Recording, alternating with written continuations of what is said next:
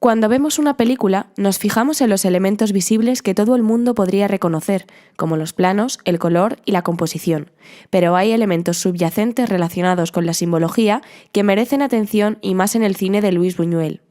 Así, nuestra hipótesis sobre El ángel exterminador es que la escenografía y la simbología están fuertemente influenciadas por la religión cristiana y el ocultismo. Lo primero que vemos al empezar es un primer plano de la puerta de una catedral de estilo gótico. He aquí nuestra primera referencia a la cristiandad e incluso a la masonería, que se inició en el periodo gótico de la historia. La música que acompaña a estas imágenes es un Te Deum, que tendrá relevancia durante la película. Una vez terminado el tramo de créditos, lo siguiente que podemos ver es la calle en la que se sitúa la mansión propiedad de nuestro personaje principal. Es la calle de la Providencia, y no podría ser menos.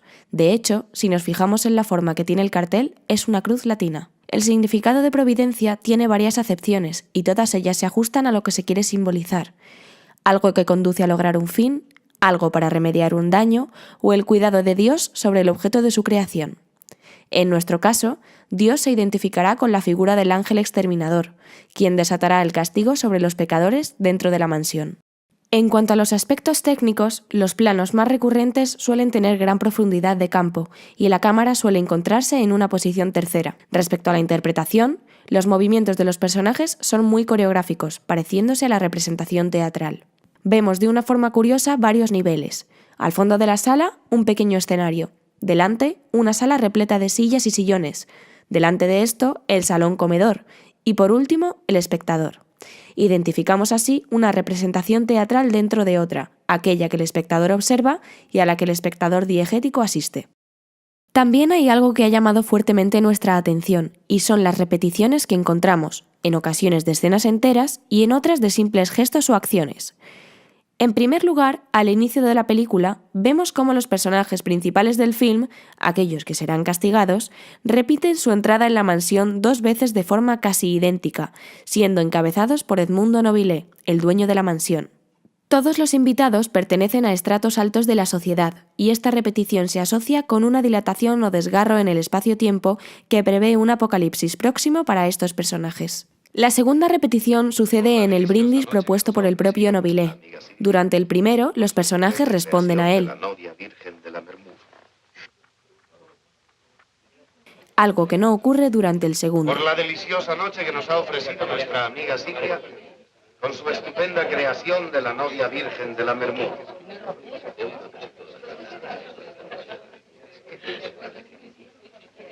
Otra que de hecho ocurre 3 veces en un periodo de menos de 3 minutos es la presentación entre los personajes de Cristián y Leandro, quienes parecen no conocerse cada vez que esto sucede.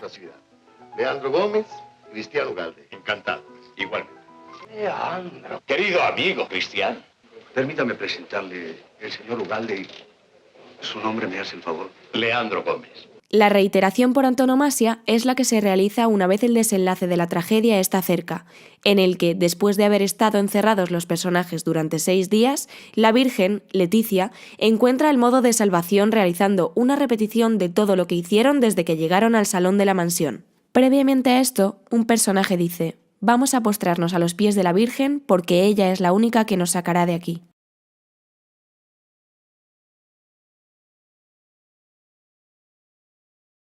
La última es aquella que se produce en la iglesia, un nuevo encierro, pero esta vez para todos, ya que un dios colérico desata el caos, tanto dentro de la iglesia, lugar del aislamiento, como fuera de esta, donde se está produciendo un apocalipsis total. Más tarde retomaremos esta cuestión. Por su parte, los personajes tienen una fuerte carga simbólica y representan todo lo que la religión católica no admite. En primer lugar, tenemos a Nobile, que es el anfitrión, una persona vanidosa y linajuda. También encontramos relaciones no consagradas entre los jóvenes Beatriz y Eduardo, que además se suicidarán durante la película. Relaciones incestuosas entre los hermanos Juana y Francisco Ávila. Alberto Roch será un libertino que además es masón, como su compañero de logia Cristián, cuya esposa, Rita, le será infiel. Ana Maynard, por su parte, es una bruja. Julio, el mayordomo, el único de los trabajadores, resultará encerrado por ser engreído con sus compañeros, los cuales sí podrán escapar de la mansión al principio. Permítame la señora sugerir de que el servicio se vuelve cada día más impertinente.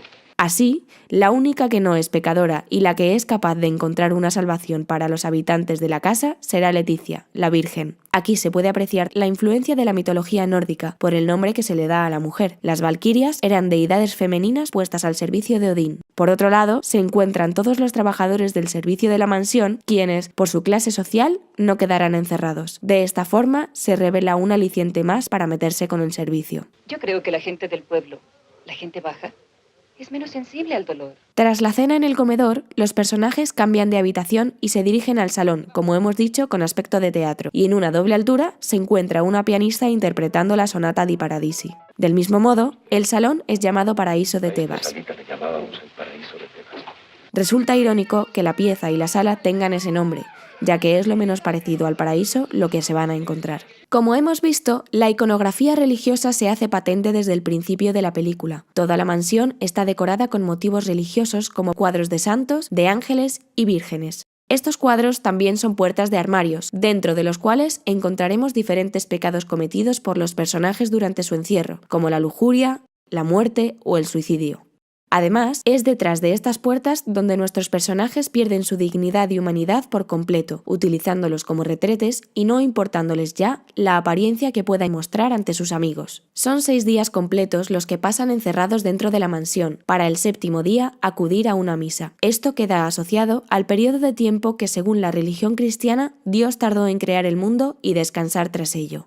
Lo que los personajes no esperan es que durante esta misa su descanso se convierta en un infierno, ya que de nuevo quedarán atrapados. De hecho, los primeros que advierten dentro de la iglesia que no pueden salir son los 3 clérigos, lo que resulta irónico por parte de Buñuel, ya que quiere decir que personas que supuestamente deben estar libres de pecado quizás sean los más pecadores de todos los que pueblan la iglesia. Se observa que el número 3 es muy reiterativo. Son 3 los corderos que serán sacrificados por los personajes, 3 los curas que oficiarán la misa, 3 las campanas que suenan en el segundo encierro de la película, 3 estrellas que tiene la catedral, por lo que lo relacionamos con la Santísima Trinidad. Si asociamos el número 3 con el número 7, son los factores del número 21, y 21 son los personajes que quedan atrapados en la casa. En contraposición a toda la iconografía y simbología cristiana, también encontramos elementos de la masonería y la brujería. Como hemos dicho antes, el número 21 tiene un significado especial, y es que los 2 masones encerrados en la mansión pertenecen a la logia Amanecer 21 del Gran Oriente de México. Amanecer 21, columna sublime, grado. También veremos cómo los masones lanzarán el grito masónico de socorro, por el cual, si hay otros masones cerca y lo escuchan, deberán salvarles.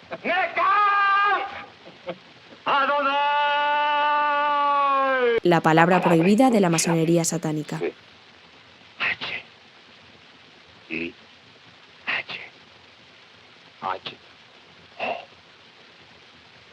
En cuanto al ocultismo y la brujería, lo vemos representado sobre todo en el personaje de la bruja Anna Maynard, que tendrá elementos tales como unas patas de gallo que simbolizan las llaves para abrir lo desconocido. Intentará buscar una solución mediante un ritual, pero nos damos cuenta de que ni la masonería ni la brujería pueden hacer nada frente a Dios y su voluntad. Hemos dicho anteriormente que esta película es bastante similar a una interpretación teatral, no solo por los espacios y los movimientos coreografiados, sino que si añadimos la carga religiosa, podríamos estar hablando de varios autos sacramentales juntos, como por ejemplo, la escena bíblica en la que se bebe de una fuente que emana de una roca, la liberación de la Virgen, el sacrificio de un cordero, el buen samaritano, el juicio mesiánico.